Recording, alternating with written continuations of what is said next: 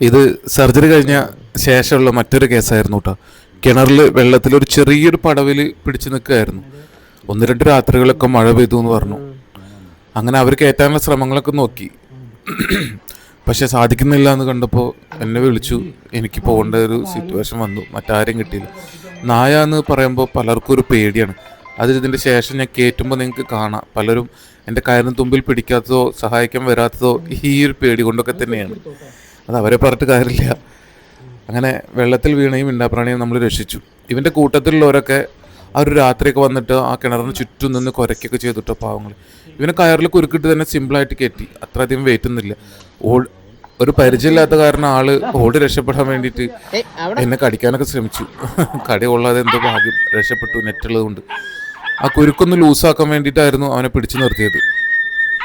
ഭാഗ്യത്തിന് കയ്യിൽ നെറ്റ് ഉണ്ടായിരുന്നു, അതുകൊണ്ട് ഓക്കെ ആയി. ആളെ തിരിച്ചു വിട്ടു.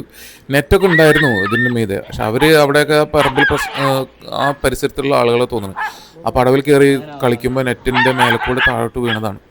എന്തായാലും മിണ്ടാപ്രാണികളെ സ്നേഹിക്കുന്ന ഒരുപാട് പേരുണ്ട് എൻ്റെ വീഡിയോ കാണുന്നവർ. വീഡിയോ കാണുമ്പോൾ നിങ്ങൾ ഷെയർ ചെയ്യാൻ മറക്കരുത് കേട്ടോ. നിങ്ങൾ ഈ വീഡിയോ കണ്ടുകൊണ്ട് തന്നെ കാണുമ്പോൾ ഈ ഒരു നന്മയിൽ പങ്കാളിയാവുകയാണ്. എന്തായാലും ഒരുപാട് സന്തോഷം. ഒരു കുഞ്ഞിനെ കൂടി രക്ഷപ്പെട്ടു.